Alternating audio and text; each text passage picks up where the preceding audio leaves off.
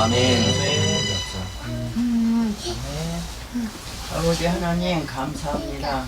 저희들 사랑하셔서 예배 후 한 시간도 각처에서 보호해 주셨다가 이 시간 또 주님 복되고 거룩한 날을 주시며 이 자리에 모이게 하셔서 찬양과 기도로 신령과 진정으로 예배드릴 수 있도록 인도하여 주시는 은혜를 진심으로 감사함을 드립니다. 아멘. 아버지 하나님 세상은 눈으로 하얗게 덮였습니다. 아버지 깨끗한 눈이옵니다. 하나님 저희들 마음속에도 이렇게 깨끗한 마음으로 이 시간 아버지 하나님 이 자리에 나왔사오니 아버지 하나님 말씀 주실 때 그 빈 자리를 채우게 하여 가득 채우게 하여 주셔서 그 말씀 붙들고 승리하는 귀한 삶이 되게 은혜와 사랑으로 함께해 주심을 믿고 감사드립니다. 아멘. 아버지 하나님 저희들 항상 주님의 뜻대로 산다고 했지만은 때로는 넘어지고 쓰러지고 아버지 하나님 내 뜻대로 살지 못할 때가 있습니다. 하나님 이 시간을 통하여 목사님 말씀 주실 때에 그 말씀이 저희들의 마음을 채우게 하시고 아멘. 주셔서 아버지 하나님 늘 그 말씀 붙들고 승리하는 이 시간 되게 도와주시옵소서. 아멘. 아버지 하나님 또 오늘은 2023년도 마지막 날입니다. 아버지 하나님 뒤를 돌아다보건대 아버지 하나님 앞에 얼마나 충성하고 봉사했는지요. 아버지 하나님 부러울 뿐입니다. 하나님 이제 2002해를 마무리 잘하고 또 신년 새해 24년도를 맞이할 때 하나님 앞에 준비하는 귀한 시간이 되게 하시고 나팔소리 그 잔치 자리에 참여하여 하나님 마중나가 하나님을 만날 수 있는 귀한 시간으로 함께하여 주시옵기를 준비하게 도와주심을 믿고 감사드립니다. 아멘. 아버지 하나님 저희들은 연약하고 부족한 것밖에 없습니다.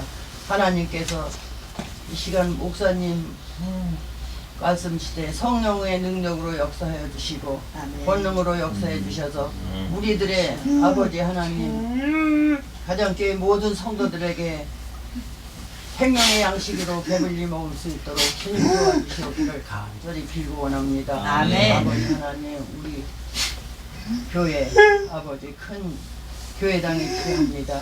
하나님 많은 무리들이 모여서 아버지 예배 드릴 수 있는 장소를 허락하여 주시옵소서.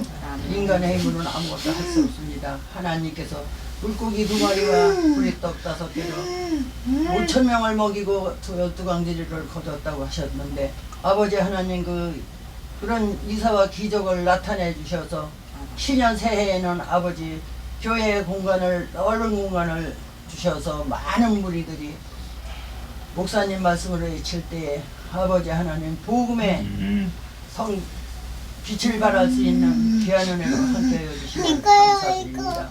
아버지 하나님 세상의 빛이라고 했습니다. 말하래도 등경에 지나니 모든 많은 사람들을 아버지 복음의 전도자로 세워주셔서 빛을 발할 때에 하나님 함께하심을 감사드립니다. 아버지 하나님 저희들 우리 여주 성결교회 모든 성도들이 알곡되어 곳간 안에 드려지는 아버지 우리들이 되게 하시고 아버지 하나님 미랄이 죽어 죽지 않으면은 아버지 하나님 열매를 맺을 수가 없다고 하였습니다. 하나님 저희들 죽어서 열매 맺는 많은 복음의 전도자들이 될 수 있도록 주님 도와주시옵기를 간절히 빌고 원합니다. 아멘. 하나님 또 기름 준비하여 떡덩어리가 하나 되어 하나님께 마중 나갈 준비되는 혼인잔치에 들어갈 수 있는 귀한 은혜로 함께해 주심을 믿고 감사드리며 오늘도 복되고 거룩한 생명 되신 우리 구주 예수님의 이름으로 감사하며 기도드리옵나이다. 아멘. 감사합니다. 하나님께 영광의 박수 드리겠습니다. 우리 박 권사님이 많은 말씀을 들으셨나봐요. 그래서 많은 말씀을 들으셔서 정리를 아주 잘 해주셨어요. 감사합니다. 오늘은 2023년도의 마지막 날이에요. 오늘 마지막 날. 마지막 날은 또 마지막이보다는 새로운 시작을 의미하기도 해요. 그래서 우리가 인생을 살아가면서 인생의 육신의 몸이 죽는다는 것은 또 새로운 시작이 될 수도 있고 그런 거니까 우리가 한 해를 돌아보면서 하나님께 감사하고 또 오는 새해 주실 그 풍성함을 기대하는 우리 모든 예배자들 되시기 바랍니다. 지난주 말씀에서 지난주에는 오순절 이렇게 예배를 오순절에 대해서 배웠죠. 근데 오순절은 그 초곡절 다음에 오는 것이었었는데 초곡절이란 그 이삭의 패인 곡식 한 단을 드리는 그런 절기였었고 그 절기가 지난 50일 후에 곡식이 다 익었을 때 그 곡식을 수확해서 하나님께 소제를 드리는 그런 절기가 오순절이었었어요. 근데 오순절에는 소제를 드릴 때는 누룩이 들어가지 않는데 오순절에만 예외사항으로 누룩이 들어갔죠. 그리고 떡 2덩이를 흔들어 드렸습니다. 그게 예수님께서 이제 이 땅에 계시면서 40일 동안 제자들하고 같이 계시다가 부활하시면서 너희는 예루살렘에 머물라라고 하셨어요. 제자들이 그 말씀을 듣고 예수님이 승천하신 걸 보고 예루살렘 성전에 들어가서 찬송하면서 예배를 드렸어요.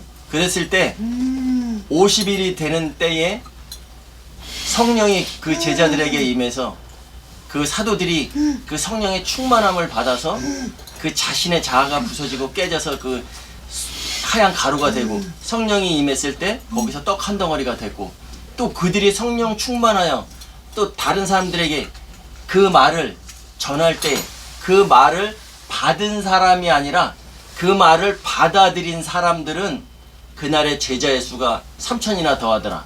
근데 그날에는 수만 명이 모였었어요. 3,000명만 있었던 것이 아니거든요. 근데 그 수만 명 중에서 그 말을 받아들인 사람들만 제자가 된 거예요.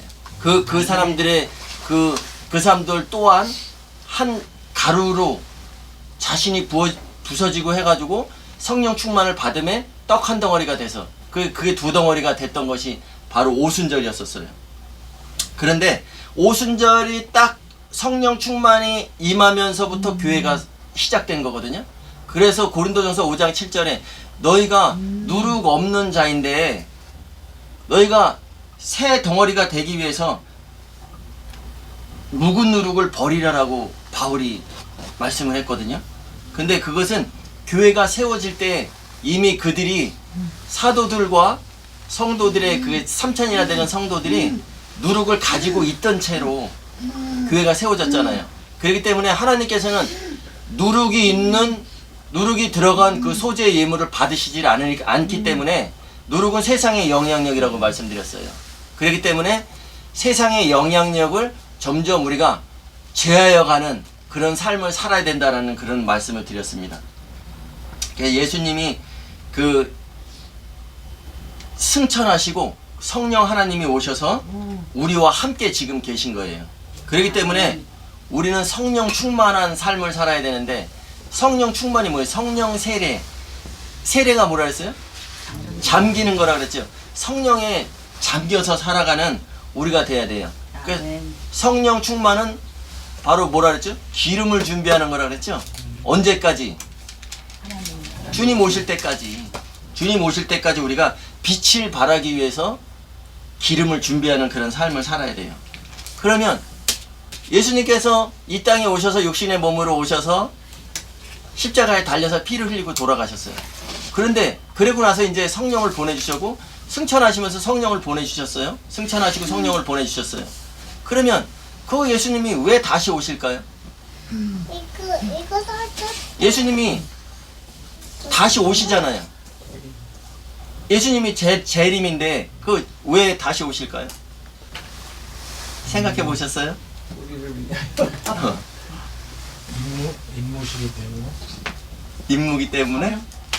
네. 오늘 그 말씀을 한번 같이 나눠보겠습니다. 오늘 말씀은 이제 오순절이 제가 절기를 배우잖아요. 6월절, 무교절, 초곡절, 오순절, 오늘이 나팔절이에요. 나팔절은 뭐냐면 예수님이 이제 재림하시는 거예요. 재림하시는데 어디로 재림하시면서 또 어떻게 오시는지, 왜 오시는지 그 부분을 한번 오늘 나눠보도록 하겠습니다. 나팔절은 보통 그 요한계시록에서 보면 7번째 나팔절이라고 하는 거예요. 7번째 나팔.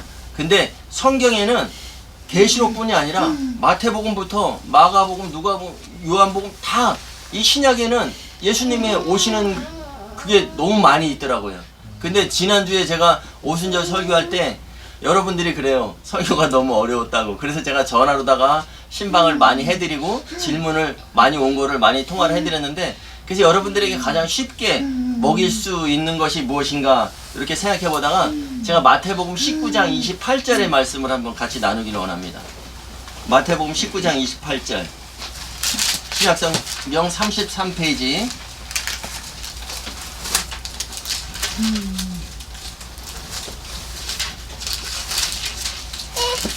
신약성경 33페이지 마태복음 19장 28절인데 23절에 거기에 뭐라고 되어 있냐면 예수께서 제자들에게 이르시되 그 다음에 27절에 보면은 27절 하반절에 보면 우리가 무엇을 얻으리까. 그러니까 예수님께서 제자들에게 말씀을 하셨는데 제자들이 그러면 그런즉 우리가 그럼 무엇을 얻으리까 라고 질문하는 내용이에요. 그런데 예수님의 대답하시는 내용입니다. 28절 시작. 예수께서 이르시되 내가 진실로 너희에게 이르노니 세상이 새롭게 되어 인자가 자기 영광의 보좌에 앉을 때에 나를 따르는 너희도 12 보좌에 앉아 이스라엘 12지파를 심판하리라. 아멘. 예수께서 이르시되 내가 진실로 너희에게 이르노니, 여기서 너희가 누구예요? 네, 사도들, 제자들을 얘기하는 거예요. 그 제자들이 우리가 무엇을 얻으리까 했을 때 예수께서 내가 진실로 너희에게, 제자들 너희들에게 이르노니 세상이 새롭게 되어 인자가 자기 영광의 보좌에 앉을 때, 인자가 자기 영광의 보좌에 앉을 때가 바로 그리스도의 심판대예요.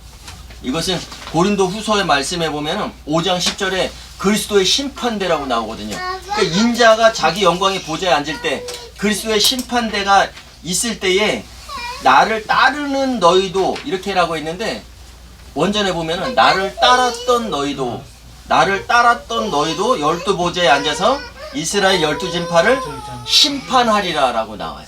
그러니까 예수님께서 재림에서 오시는 목적이 뭐예요? 예, 심판하러 오시는 거예요. 심판하러. 그래서 이때는 너희도 12 보좌에 앉아서 이스라엘 12지파를 심판하리라. 그러니까 예수님과 누가 심판해요? 제자들. 예, 12사도가 같이 심판의 자리에 앉아 있는 거예요. 그럼 무엇을 심판할까요?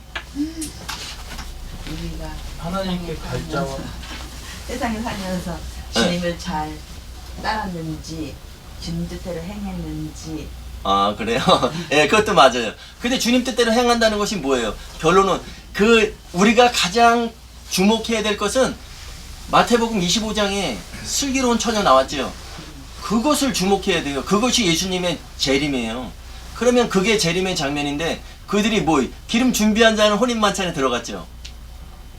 그러면 기름 준비하지 못한 사람들은 기름을 사러 간 사이에 혼인의 만찬의 문이 닫혔어요. 그럼 우리가 지금 준비해야 될 게 뭐예요? 기름 준비인 거예요. 기름 준비. 기름을 준비한다는 것은 제가 좀 전에도 말씀드렸지만 성령 충만이라 그랬죠. 성령에 잠겨서 살아야 되는데 우리가 무조건 되고 성령에 잠겨서만 살면 혼인 만찬에 들어갈까요? 그럼 기름을 준비한다는 것이 뭐예요? 예수님께서 사도들에게 명하셨잖아요.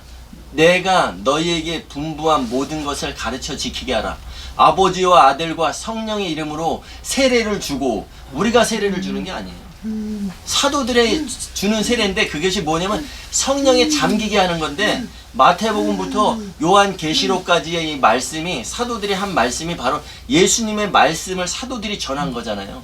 이 말씀에 주목해서 우리가 기름을 준비하는 거예요. 그런데 다시 오실 예수님께서는 분명히 심판하러 오신다고 그랬어요. 그러면 사도들은 바울을 통해서 얘기했는데 사도들이 중매쟁이였었어요. 중매쟁이. 그죠? 내가 너희를 그리스도의 정결한 신부로 해서 그리스도와 중매하려 한다라고 말씀을 했는데, 그럼 뭐예요? 여기에서 심판의 그 가장 기준의 심판의 기준은 뭐냐면, 예수님의 재림 때 심판의 기준은 뭐냐면 중매쟁이가 같이 있잖아요. 예수님과. 아, 이들이 혼인에 적합한 자인지 아닌지를 심판하는 거예요. 그러니까 우리가 예수 그리스도를 믿음으로써 우리는 영의 구원을 받았다 그랬죠. 근데 영의 구원 가지고 혼인 만찬에 들어갈 수가 없는 거예요. 왜냐면 영의 구원을 받은 자들이 주님 재림하실 때 휴거라는 말 들어봤죠, 여러분? 휴거. 주님이 재림하실 때 이 땅으로 오시는 게 아니에요. 공중위로 오시는 거예요. 공중에서 주의 얼굴 배우리. 공중위로 오시는데 영의 구원을 받은 사람들은 어떻게 돼요? 이 땅에서 주님을 기다린다? 공중위로 들려올림을 받는데 우리가 자원에서 저는 올라갈게요, 저는 안 올라갈게요, 이게 아닌 거예요. 사방에서 천사들을 통해서 사방에서 모으신다 그랬거든요. 우리는 끌려 올라가는 거예요. 내가 좋든 싫든 영의 구원을 받은 모든 기독교인들은 끌려 올라가는 거예요. 그래서 거기서 공중에서 심판이 있겠죠. 혼인에 적합한 자인가 아닌가, 이 사람이 신부로서의 정결한 자인가 아닌가를 거기서 심판해서 거기서 혼인 만찬에 들어가는 자와 아닌 자가 갈라집니다. 우리 누가복음 말씀 한번 볼까요? 누가복음 17장 34절. 지금 마태복음에서는 제자들이 우리가 무엇을 얻으리까 했는데 예수님께서 인자가 자기 영광에 보좌에 앉을 때 나를 따랐던 너희도 12보좌에 앉아서 이스라엘 12지파를 심판하리라. 이스라엘 12지파가 바로 지금 신약의 성도들을 얘기하는 거예요. 영적 이스라엘, 기독교인들을 이야기하는 겁니다. 근데 누가복음 17장 34절에 여기에도 또 22절 말씀 한번 볼게요. 34절 보기 전에 22절에 또 제자들에게 이르시되, 그죠? 제자들에게 이르시되 37절에 그들이 대답하여 이르되 주여 어디 오니까, 이 말씀 뭐냐면 제자들이 그렇게 심판하는 곳이 어디입니까? 라고 물어보는 거예요. 제자들이. 그런데 34절에 예수께서 말씀하십니다. 내가 너희에게 이르노니 그 밤에 둘이 한 자리에 누워 있음에 하나는 데려감을 얻고 하나는 버려둠을 당할 것이요. 아멘. 예수님께서 제자들에게 이르시는 거예요. 그 밤에 둘이 한 자리에 누워 있음에, 둘이 그 밤에 한 자리에 누워 있다는 것은 죽어 있는 기독교인들을 이야기합니다. 죽어 있는 기독교인들. 그런데 하나는 데려감을 얻고, 이것을 원전으로다가 해석을 하면 데려감을 얻고가 아니라 하나는 영접되고 하나는 추방당할 것이요, 이렇게 나옵니다. 하나는 영접되고 하나는 추방당할 것이요. 죽어있는 기독교인들도 예수님이 재림하실 때는 어떻게 된다 그랬어요? 영의 몸을 입고 올라간다 그랬죠. 그런데 여기는 하나는 그러면 영접되고, 그러니까 혼인 준비가 된 사람, 기름 준비가 된 사람들은 혼인 만찬에 들어가고 다른 사람들은 추방당한다는 거예요. 추방당한다는 것은 그 떨어져 있는 상태에서 그 자리에 서게 한다는 것이에요. 그러니까 그 혼인잔치에 들어가지 못한다는 거죠. 그런데 35절 또 보겠습니다. 시작. 두 여자가 함께 맷돌을 갈고 있음에 하나는 데려감을 얻고 하나는 버려둠을 당할 것이라. 그러면 아까 그 밤에 둘이 한 자리에 누워 있음에 라는 것은 이미 죽은 기독교인들이라 그랬죠. 예수님 오시기 전에 죽은 기독교인들. 그럼 여기서 두 여자가 함께 맷돌을 갈고 있음에, 이거는 어떤 사람들일까요? 네, 살아서 영의 몸을 입을 그리스도인들을 이야기하는 거예요. 맷돌을 간다는 것은 뭐예요? 먹고 사는 일이잖아요. 그죠? 먹기 위해서 맷돌을 갈잖아요. 그러니까 이것은 살아있는 그리스도인들. 그러니까 이미 예수님 오시기 전에 죽어서 영의 구원을 받고 죽은 사람들이나 아니면 지금 살아서 영의 구원을 받은 사람들이나 다 영의 몸을 입고 공중에 올라간다는 거예요. 그래서 그들도 하나는 영접되고 하나는 추방당할 것이라. 그러니까 제자들이 물어봐요. 37절에 그들이 대답하여 이르되 주여 어디 오니까, 그렇게 심판하는 곳이, 그렇게 영접되고 추방당하는 곳이 어디입니까? 라고 했을 때 예수님께서 말씀하십니다. 죽어 믿는 곳에는 그 독수리가 모이느니라 하시니라. 여기서 우리가 가장 오해하기 쉬운 부분이 뭐냐면, 죽음을 갖다가 원전에는 그 몸이 있는 곳에 라고 표현이 돼 있는데 여기서 주거미로 다 해석이 돼 있으니까 뭐냐면 시체라고 생각을 해요. 시체가 있는 곳에 독수리들이 모인다. 시체를 뜯어먹기 위해서. 근데 그런 내용이 아닙니다. 여기에는 실체에는 그 몸이 있는 곳에 그 독수리들이 한데 모여지느니라. 제가 아까 그랬죠. 이건 수동형이에요. 한데 모여지느니라. 예수님을 여기서 큰 독수리로 표현하신 거예요. 예수님이 큰 독수리가 공중에 오니까 작은 독수리들이 공중에 올라가서 만나는 장면을 이거 지금 이야기하고 계신 거예요. 그런데 여기서 그 독수리가 한데 모여지느니라 이렇게 해석을 하셔야 되거든요.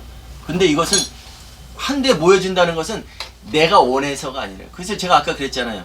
그 마가복음 13장 27절에 보면은 천사들을 보내서 자기가 택한 자들을 땅끝 이 끝에서 저 끝까지 땅 끝까지 사방에서 모으리라. 천사들을 동원해서 모아진다는 내용이에요. 근데 우리가 그러면 예수님이 오실 때 인자가 영광으로 나팔 소리가 들릴 때 우리가 이제 예수님이 오시면 우리가 하늘로 들려 올라가잖아요.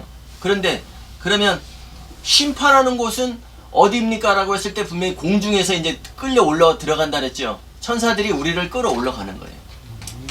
그런데 그 같은 내용이 뭐냐면 지난번에 우리가 마태복음 13장 12절에서 전에 한번 이야기를 나눈 적이 있어요. 이 말씀을 가지고 손에 키를 들고 자기의 타작마당을 정하게 하사 알곡은 모아 곳간에 쭉정이는 불에 태우신다 그랬잖아요. 이것이 바로 오늘 말씀에 빗대어 보면은 알곡은 혼인으로 들어가고 쭉정이는 추방당하는 것이에요. 이해 가세요? 아멘. 네.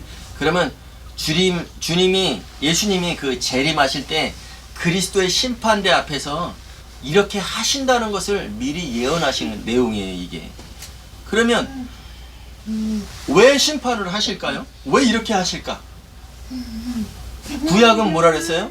장래일의 그림자라 그랬죠. 절기는 장래일의 그림자라 했죠. 창세기 3장 18절에 하나님이 이르시되 아담이 혼자 사는 것이 좋지 아니하니 내가 그를 위하여 돕는 배필을 지으리라고 말씀을 하셨습니다. 이 말씀이 바로 그림자의 예언이에요. 그러면 하나님이 좋지 아니하니 하나님께서 아담이 혼자 사는 것이 하나님께서 보기에 좋지 아니하셨어요. 그러니까 좋지 않다는 것은 선하지 아니하니 라고 표현하시면 되겠어요. 그래서 하나님의 그럼 선한 것은 뭐예요? 하나님께서 좋은 것은 아담이 돕는 배필을 갖는 것이에요. 아멘? 아멘. 로마서 5장 14절에 아담은 오실자의 모형이라 그랬어요. 아담은 그리스도의 모형인 것이에요. 그러면 결국 하나님의 선하심은 아담이 돕는 배필을 갖는 건데, 그러면 예수 그리스도는 아담의 모형이라 그랬죠. 그럼 예수 그리스도와 교회가 혼인하는 것을 하나님께서 선한 것으로 보시는 거예요. 하나님의 그 뜻이 거기에 숨어져 있습니다. 그래서 예수님이 다시 오신다는 것은 예수님과 우리가 신부된 우리가, 그러니까 신부에 대해서 우리가 주목해야 될 것은, 신부는 여러분 각 한 사람 한 사람이 신부가 아닌 거예요. 우리가 잘못 알고 있었다면 오늘 바로 잡기를 원합니다. 신부라는 것은 바로 교회. 에베소서에 뭐라고 말씀하셨어요? 에베소서 5장 30절에 사람이 부모를 떠나 그 한 아내와 합하여 그 둘이 한 육체가 될지니, 한 아내와 합하여 한 육체가 된다 그랬어요. 그러면 이 비밀이 크도다. 나는 그리스도와 교회에 대해서 말하노라. 그러면 한 아내와 합하여 그 둘이 한 육체가 된다는 것은 그리스도와 교회에 대해서 말한대요. 그러면 예수님과 교회에 대해서 말씀하시는 거거든요. 성령이 어디에 머무신다 그랬어요? 교회에 머무신다 그랬죠. 우리가 기름을 그래서 충전하는 곳은 세상에선 주유소지만 성령의 기름을 충전하는 곳은 교회라고 말씀을 드렸어요. 아멘. 두세 사람이 모이는 곳에는 내가 항상 함께하리라라고 말씀하셨잖아요. 예배하는 곳에 성령님이 임하신다는 거예요. 결론은 이 비밀이 크도다. 이 에베소서 5장 30절이 성경의 주제라고 보시면 돼요. 그렇기 때문에 한 아내와 합하여 그 둘이 한 육체를 이룰지니, 예수 그리스도가 이 땅에 다시 오실 때는 우리 교회된 우리들이 한 아내와, 그래서 우리가 각 사람이 신부가 아니라는 것은 계시록에도 나와요. 뭐라고 나오냐면 세마포 옷을 입는다 그랬죠. 신부가 될 사람들, 그 빛난 세마포 옷을 입는다 그랬는데 거기에 세마포 옷을 표현할 때 한 세마포 옷이라고 나오고, 여기서도 말씀하시잖아요. 에베소 5장 30절에 그의 한 아내와 합하여 그 둘이 한 육체가 될지니. 그러면 예수님은 누구와 결혼하시는 거예요? 교회와 결혼하시는 거예요. 그렇기 때문에 요한계시록에서 계시로 보여주셨어요. 계시라는 것은 뭐냐면 커튼이 쳐 있던 곳을, 그럼 우리가 커튼이 쳐 있으면 어떻게 돼요? 그 뒤를 볼 수가 없잖아요.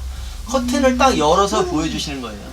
커튼이 딱 열리면 어떻게 돼요? 우리가 커튼이 쳐 있을 때는 그 뒤에 뭐가 있는지 상상은 하지만, 생각만 하지만 확실히 알 수는 없어요. 근데 커튼이 딱 벗겨지는 순간에, 베일이 딱 벗겨지는 순간에 어떻게 해요? 네, 그것을 볼 수가 있잖아요. 그러면서 요한계시록이 시작되면서 뭐라고 나오냐면 7교회가 나옵니다. 근데 그 7교회를 하신 그 내용이 뭘까요? 귀 있는 자들은 그 영이 교회들에게 하시는 말씀을 들을지니라. 이기는 자는 이렇게 7번이 나오고, 귀 있는 자들은 그 영이 교회들에게 하시는 말씀을 들을지는 7번 나와요. 그게 하나님이, 예수님께서 강조하신 내용이 뭘까요? 사도 요한은 몸은 반모섬에 있었어요. 그런데 그가 몸은 반모섬에 있었지만 그 영이 예수님께서 이끌어 가셔서 예수님이 계신 그 셋째 하늘에 가서 그 부분을 보여주신 거예요. 예수님의 재림 장면도, 그래서 1장 10절부터 나오는, 계시록 1장 10절부터 나오는 그 장면이 바로 재림 장면이거든요. 그 재림 장면에 뭐라고 나오냐면 7교회들이 함께 모여 있어요. 그 가운데, 한 가운데 예수님께서 서 계신 그 장면이 나와요. 그것이 바로 예수님의 재림하셨을 때 그 심판 장면이에요. 그러면 우리가 오늘날 이 시대를 살아가면서 우리가 예수 그리스도를 믿었어. 우리가 처음에 누구를 권할 때 뭐라 그래요? 예수 믿고 구원 받으세요라고 하잖아요. 예수 믿고 이미 구원 받았어요. 예수를 믿음으로 구원 받았어요.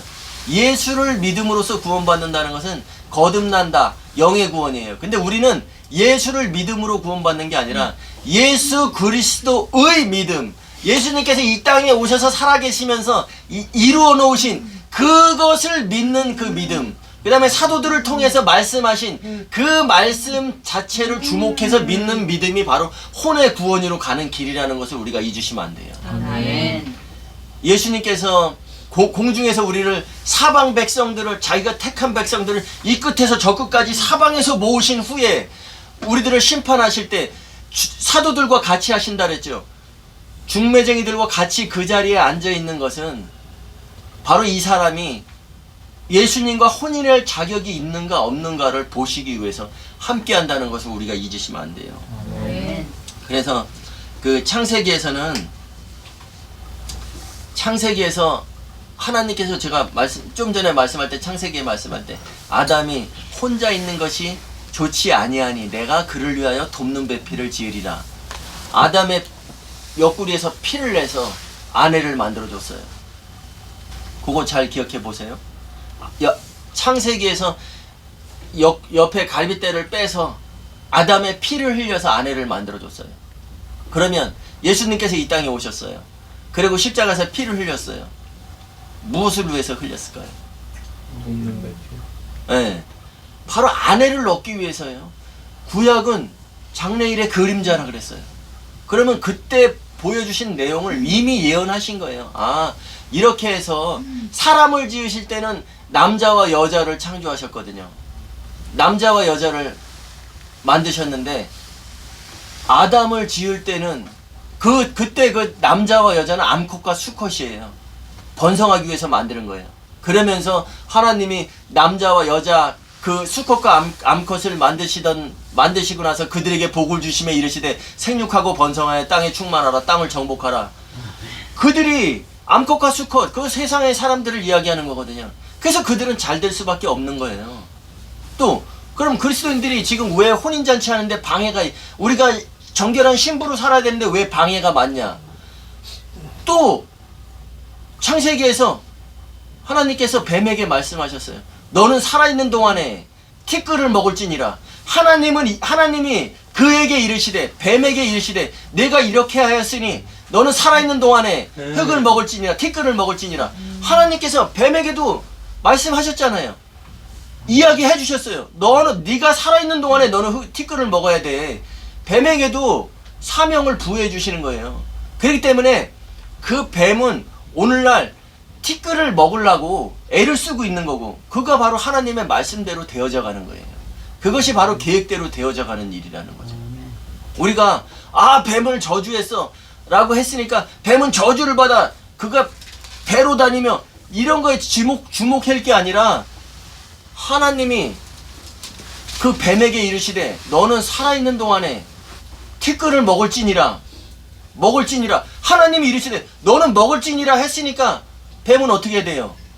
티끌은 먹어야 되는 거죠. 그 비밀이 상당히 큰 비밀이에요. 그렇기 때문에 뱀은 오늘도, 그 사탄은 오늘도 티끌을 먹기 위해서, 그때 그 흙이라고 나와 있는데 그 흙은 티끌을 얘기하는 건데, 아담의 자손들, 바로 영이 있는 사람들을 얘기하는 거예요. 근데 그 뱀은 우리의 육신은 괴롭힐 수 있으나 우리의 영까지는 집어삼킬 수가 없는 것입니다. 아담이 피를 흘려서, 그 아담의 피를 흘려서 돕는 배필, 그 아내를 가진 것처럼, 또 예수님의 피를 흘려서 신부들을 만드시기 위해서 예수님께서 피를 흘리고 다시 가셨고 다시 오시는 거예요. 우린 그때까지 그럼 뭘 준비해야 돼요?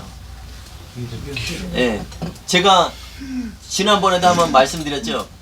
이스라엘의 그 정혼, 약혼식에 특별한 점이 있는데, 약혼을 하고 1년 동안의 그 기간이 있어요.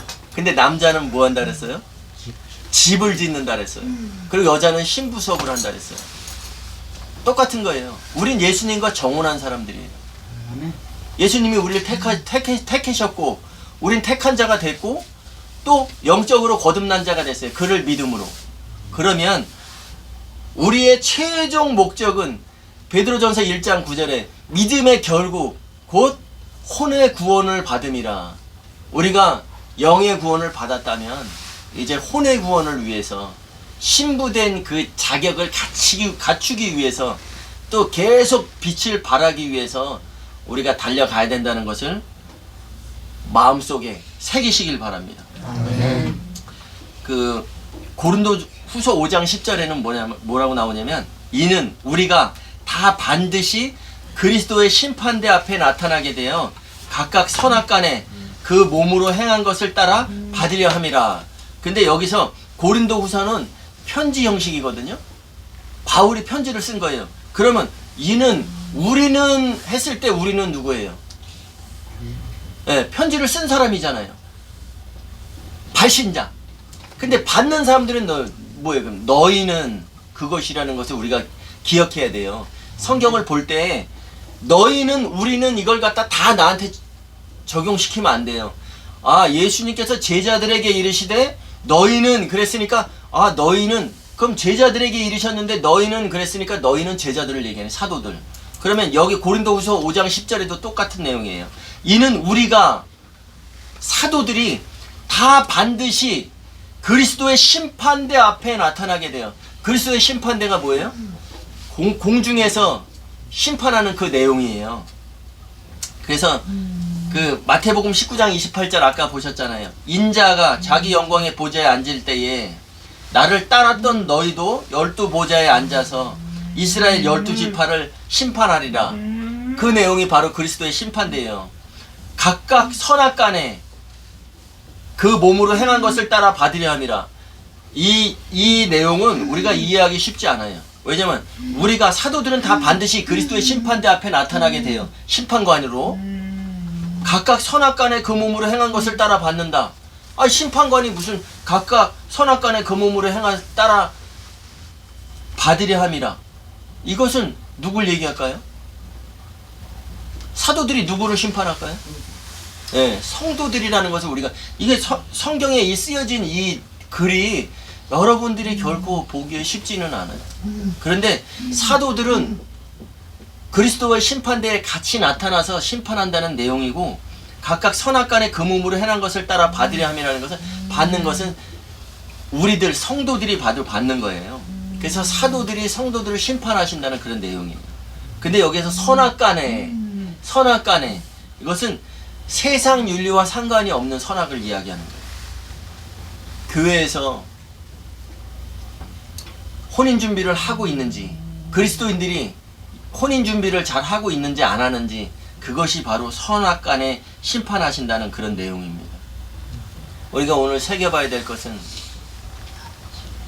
예수님께서 부활하시고 가시면서 성령을 보내주셨어요. 그러면 성령은 하나 되게 하시는 것이라 했잖아요. 그러면 오순절에 사도들이 성령 충만을 받아서 떡 한 덩어리가 되고, 그 말을 받은 사람들이 또 떡 한 덩어리가 됐어요. 그럼 우리 또한 지금 성령 세례를, 성령에 잠겨야 되는 이 시대를 살아가면서 우리가 뭘로 하나가 돼요? 교회가 하나가 돼야 되는 거예요. 사도들의 말에, 가르침에 주목해서 교회가 하나 돼서 우리가 신부로 한 덩어리로 뭉쳐져야지 혼인 준비가 되는 거예요. 그 한 세마포 옷을 우리가, 한 세마포 속에 우리가 들어가야 된다는 것을 우리가 잊지 마시기 바랍니다. 아멘. 그냥 교회 와서 헌금하고 말씀 보고 충성하고 봉사하고 하는 것으로 우리가 선악간의 심판을 받는다는 것이 아니라는 것을 우리가 분명히 알아야 돼요. 우리는 혼인 준비가 되어 있는지 안 되어 있는지를 통해서 예수님께서 오신다는 것, 이것은 지금 오신 게 아니잖아요. 앞으로 이렇게 오신다는 것이니까 우린 준비할 시간이 있어요. 우리 오늘 예배하는 우리들은 그날에 천사장의 그 나팔 소리와, 천사장의 음성과 천사장의 나팔 소리와 함께 오실 때에 우리가 준비가 잘 되어 있는 삶을 살아서 영접되는 자, 혼인 만찬에 들어가는 자, 그런 자들이 우리가 되시길 예수 그리스도 이름으로 축원합니다. 아멘. 찬송가 180장 부르시겠습니다. 여기에 이제 그전에는 하나님의 나팔 소리 전지진동할 때에 이렇게 의미 없이 불렀다면, 하나님의 나팔 소리가 뭐예요? 7째 나팔 소리. 예수 영광 중에 구름 타시고, 예수님이 구름 타고 오세요? 그거 아니거든요. 많은 천사들과 함께 온다는 것이 구름으로다가 표현이 되어 있는 거예요. 천사들을 세계 만국 모든 곳에 보여 사방에서 자기 택한 백성들을 이 끝에서 저 끝까지 해서 함께 모으신다는 그런 내용이에요. 아멘? 아멘. 기쁨으로 보좌 앞에 나가 서도록, 그때까지 참고 기다리는 것이 아니라 기쁨으로 혼인잔치에 들어갈 수 있도록 준비하겠네. 아멘? 기름 준비하겠네. 아멘.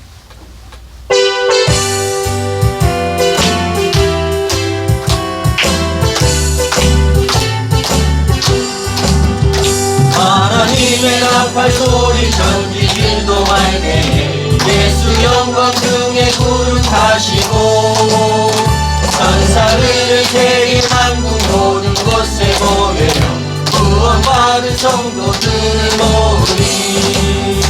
나팔 불 때 나의 이름, 나팔 불 때 나의 이름, 나팔 불 때 나의 이름, 부를 때에 잔치 찬양하겠네. 구름 속에 잠자는 자 그때 다시 일어나 영화로운 부활 승리 얻으리.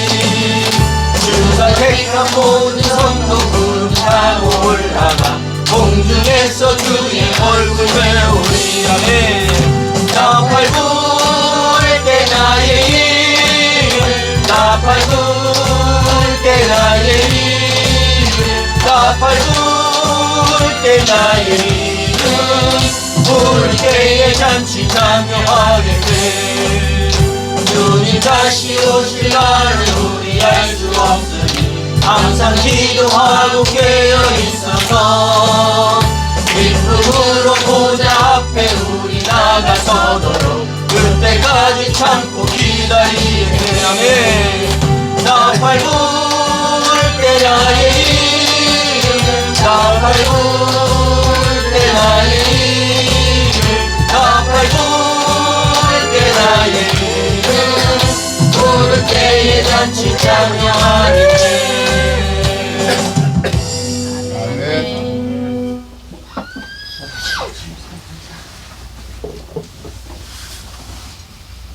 하나님 아버지, 오늘도 귀한 말씀 주심을 감사합니다.